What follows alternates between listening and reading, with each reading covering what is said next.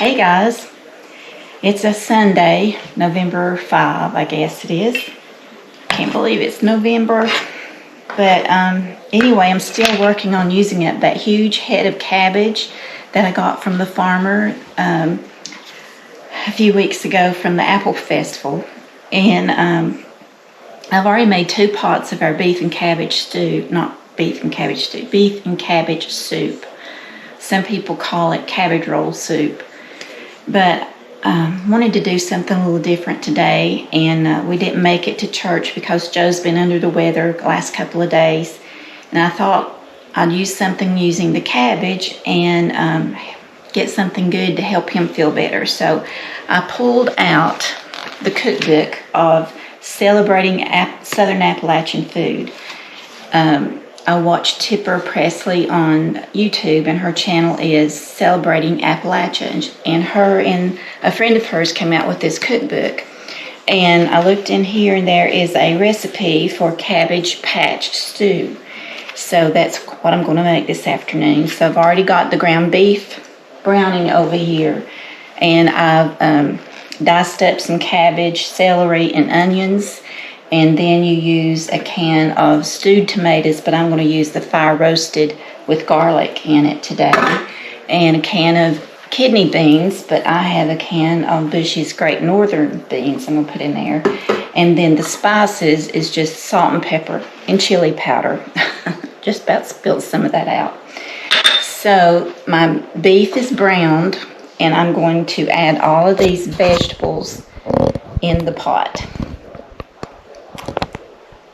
The celery, the cabbage, the onion, and then the beans, tomatoes, and spices. Okay, after the meat is browned, you put in the vegetables. So I'm going in with the celery, and it called for 3 to 4 stalks of celery and the leaves, but I didn't have any leaves on my celery, so I didn't put it in there. And some thinly sliced onions, and I just cut my onion in half and then sliced them in thin slices.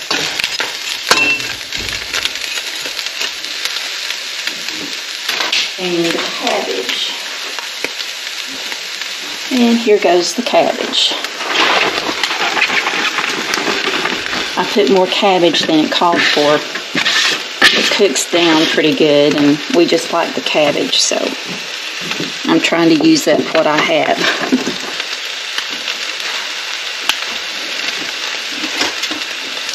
So I'm going to just take a spoon and stir this up a little bit, and it says to let this cook for about 10 minutes until the vegetables are getting tender, and after that we will add all the other ingredients.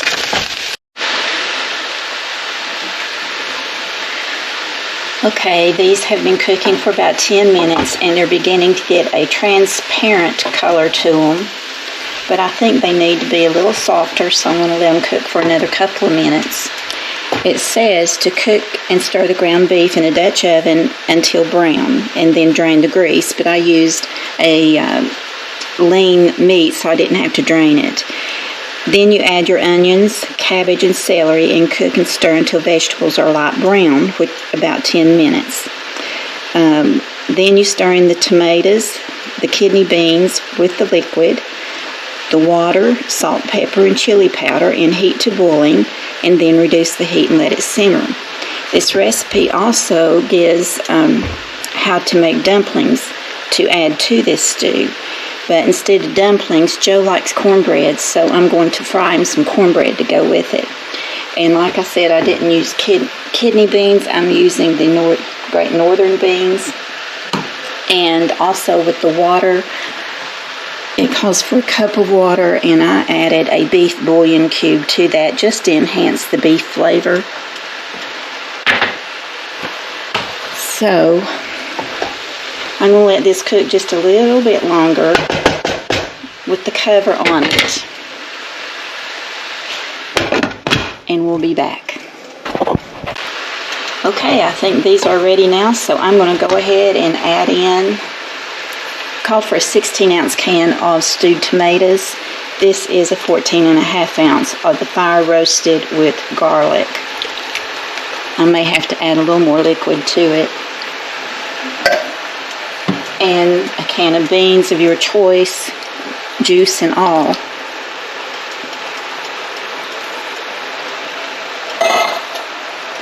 A cup of water, but I've added a beef bouillon cube in with that. And here's the spices. It's a teaspoon of salt, 1/4 teaspoon of pepper, and 2 teaspoons of chili powder. And then we have to let this come to a boil and then let it simmer. I'll cover it and just let it simmer for a little while I fry Joe's cornbread. Just from looking at this, I think it needs more tomatoes. Like I said, this was a 14.5 ounce can that I put in. It calls for 16 ounce. And I had a piece of a tomato left over, and I'm just going to dice it and put it in there.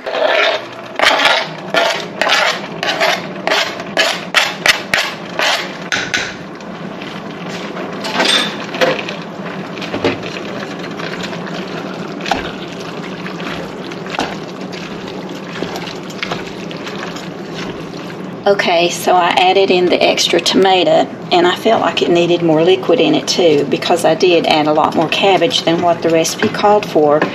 So I went ahead and done about a 3/4 cup of water, and instead of using a full beef cube, I used a little bit of the beef base. So I think that's looking good now with the consistency, the ratio between the liquid and the vegetables. So I'm going to bring this to a boil and then cover it and let it simmer for about 15 minutes while I prepare Joe's fried cornbread. So I'm back here on the back burner with my little iron griddle, and I'm going to put a little canola oil and let it be heating. And in this bowl I have 1 cup of cornmeal mix, tend-to-bake brand, and I'm going to add just a little buttermilk to it and stir it up until it reaches like a pancake, thick pancake consistency, pancake batter consistency. I'll get it out in a minute.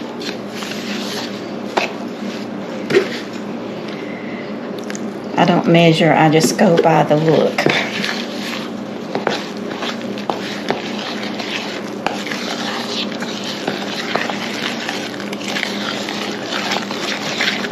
And it's better to start with a little bit, and you can always add more, but if you get it too runny, then you have to add more cornmeal. It's still just a little thicker than I like.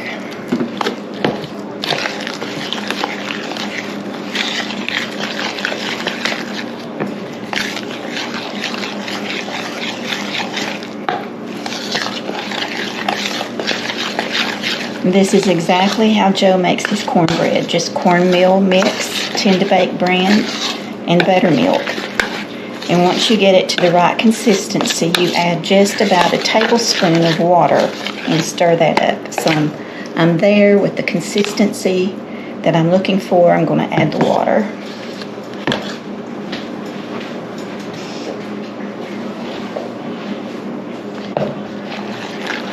And carefully stir that up because it will splatter out on you. Yeah, and while I'm waiting on the oil to get hot in the skillet, I just wanted to show you again the cookbook. It is called Celebrating Southern Appalachian Food, and it's got a lot of recipes and stories of the past and lots of family recipes and pictures.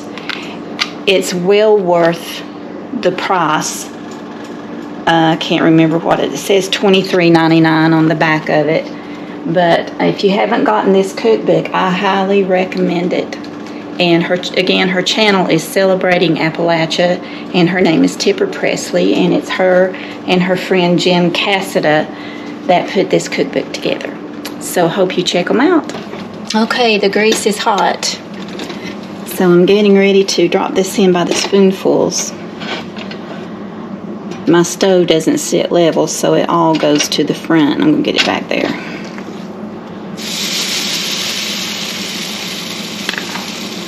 Just drop it by the heaping spoonful.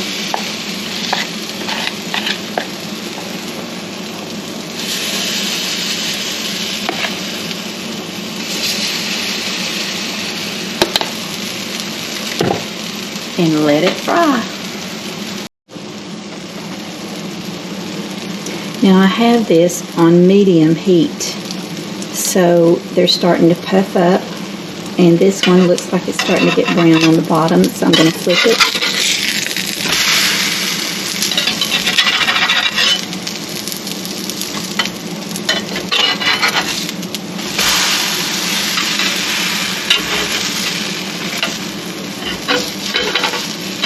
Sometimes you miss like me.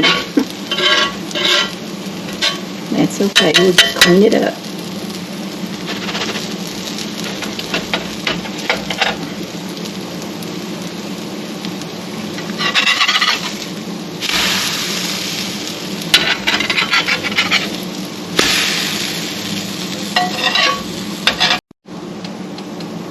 Okay, they've been frying for about 3 or 4 minutes, so I'm going to flip them over. Yep, that's nice and golden. That is too. That looks good. Yep, they're done. So I'm going to put these on a paper towel to absorb the oil. And remove the crumbs.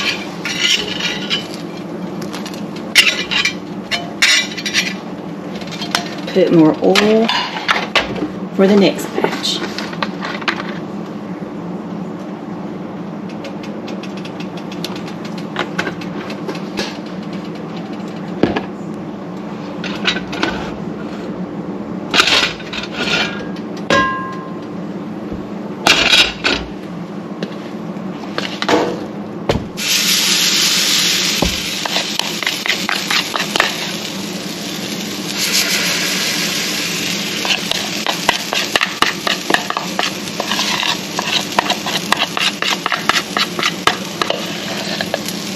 If I'm ever OCD about anything, it's about trying to get your bowl scraped clean.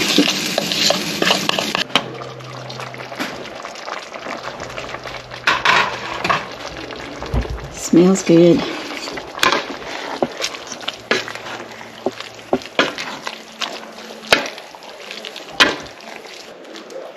I'll try to get that in there.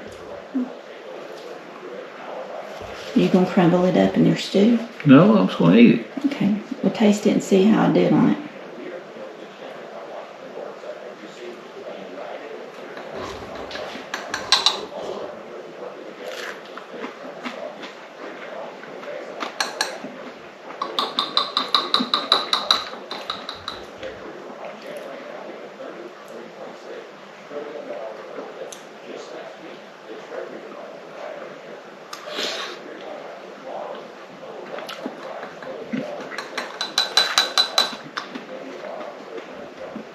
When your mouth isn't full, tell me what you think. How does it taste?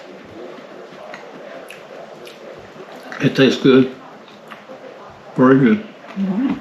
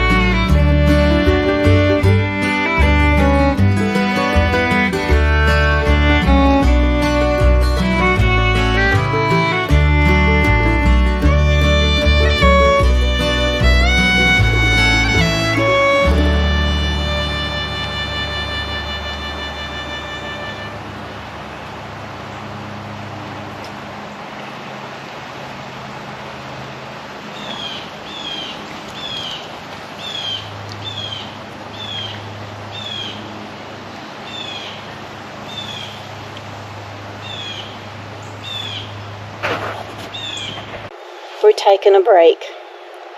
We've been clipping off all the monkey grass along the pathway of this landscaped area. And I don't know if y'all can see, my parsley back here has done extra well this year. I think it's ready to cut and harvest again, and that'll be my third harvest of the parsley.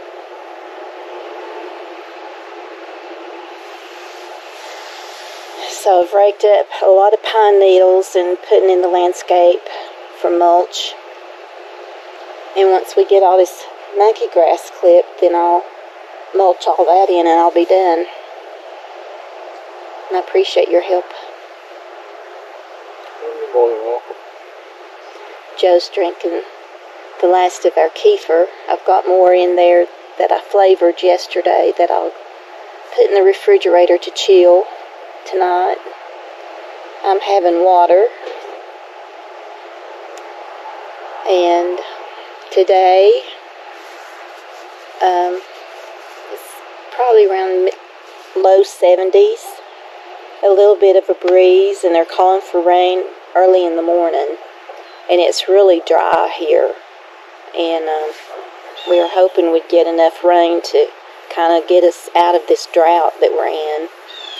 But they say we will only get about 1/4 of an inch, which is better than nothing, I guess. But the people that cut our hay finally came this morning and hauled all of that away. I think they had around 21 bales, you think? That's what we counted. I didn't get. I counted it before, and I think it's about a total of 21 bales. So, they're gone now.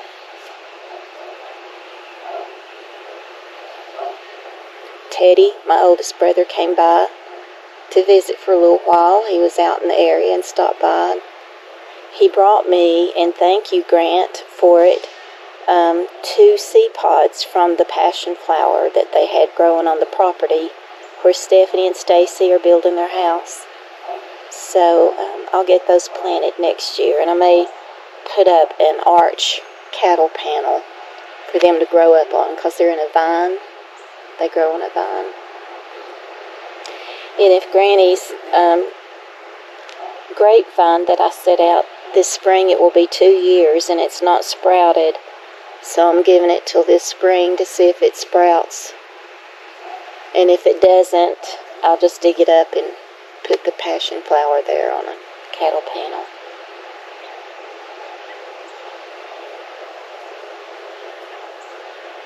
But it's sitting here, it seems funny, it feels nice and warm, but you look around and like, what kind of trees are those? Do you remember? Birch? What birch tree was it? Well, Ash? you talk about you go to the ground and count it from there. Behind the green giants, those that don't have any leaves on them now. Okay. Do you remember what kind of tree those were? No, I don't. Anyway, the bark on them just splits. And there's a type of tree that does that. It's either a birch or ash or something like that. But now they're completely bare. And down this way as you come up the driveway is a huge wild cherry tree. And it's funny to see no leaves on it now, but the branches on that tree are just so beautiful to look at. The trunks and the branches. I'll take a picture and show it to you guys.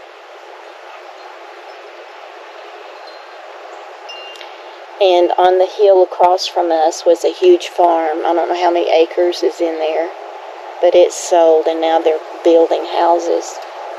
A big subdivision, and I think they said about 500 houses in there, isn't it? Yeah. It's so sad to see all of our farmland being scooped up and new developments being put in. And another one in this direction out by the main road, they're currently building and apartments, and I think they said there would be how many in there. There's apartments on a section of it, and another section more houses, and I think altogether around 1,000. I was say it would be. So our little agriculture farm community, rural area is being quickly built up. But what concerns me is we only have one grocery store.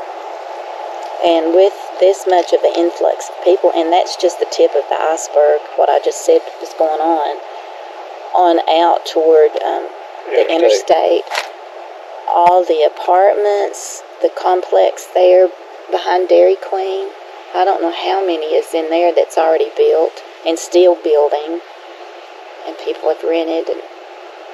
And then on down where Citigroup was, you turn down there and there's all kinds of condos that they've built down through there. So,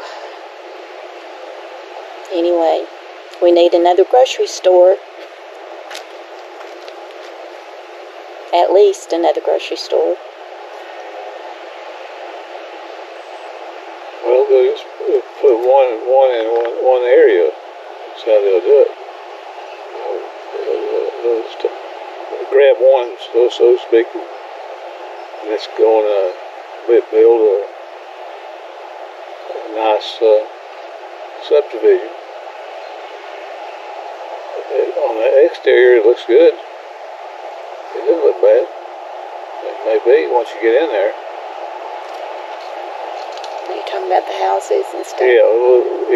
Yeah, in the apartments too they're building, they do look nice. But I'm just talking about the volume of people that's coming into the community. I don't like the brick coming in.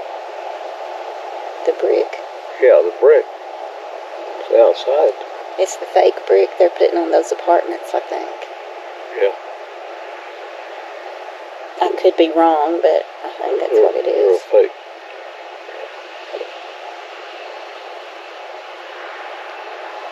Oh. We celebrated our anniversary a few weeks ago, 23 years. Been a long time to get there, see my baby once again. Then I'm having a birthday on the 18th. One big Bertha for Bertha. Now that's not nice. I think it's good. You're laughing about it. Well, I'm laughing to keep from crying.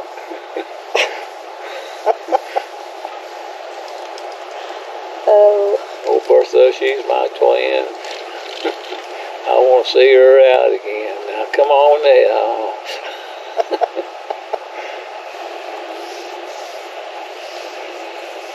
Oh, and Joe had soup, beans, and cornbread for his lunch today. Yeah, I did. I had another bowl of the cabbage stew. That was really good. Was it? And filling.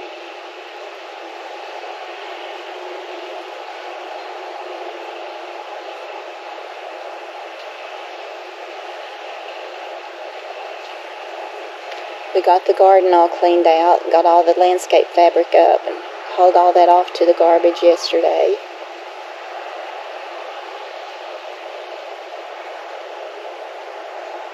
And we're trying to clean out the dryer vent coming to the house. We're going to have to get the blower and hook it up on the inside and blow it out from the inside, I think. Yep. May do that later this afternoon. And last year, this time, the pine needles off of the pine trees, they were everywhere and thick, weren't they? Yeah.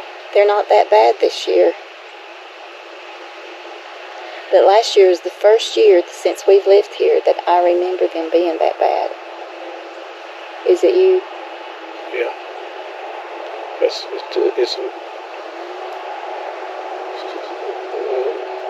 try to find it.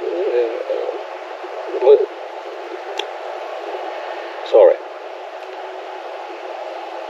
Well, you built the house in 96, and we were married in 2000. But I don't know if that's an old wives' tale or a sign that when the needles come off thick like that, and a lot of it, if it's going to be a bad winter, cold winter, or what. And the pine cones were everywhere last year too. They've dropped a lot of pine cones this year, but nothing compared to what last year was.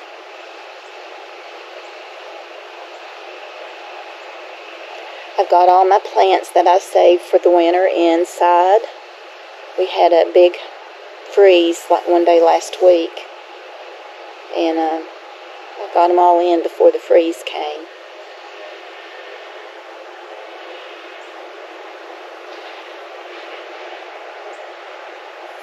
So I guess we better get back to work and get this monkey grass finished up, cutting it. Are you rested enough? I'll try to be. I'll put my best foot forward. Which foot is your best foot? The one that's non-habitable.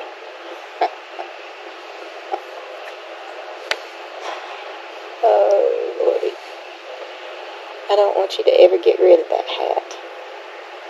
His hat? Yeah, his hat says hungry, mean, and tired on it. We watched a video on YouTube this past week, and Joe loved it, and we just keep watching it over and over when we need a laugh.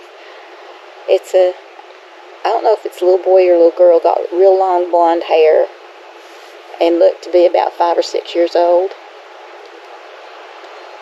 And it said, you search on cranky and tired, and see if you'll find the video. But it is so funny, we just laugh and laugh and laugh. That little boy is telling his dad, do you hear me? I'm cranky and tired. I worked hard at school today. Oh, it's funny, isn't it? It is. It's a hoot. I can relate to that sometimes. I'm cranky and tired, and Joe is too. He's hungry, mean and tired.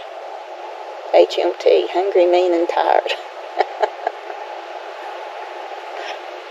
Oh. Well, let's get back to work.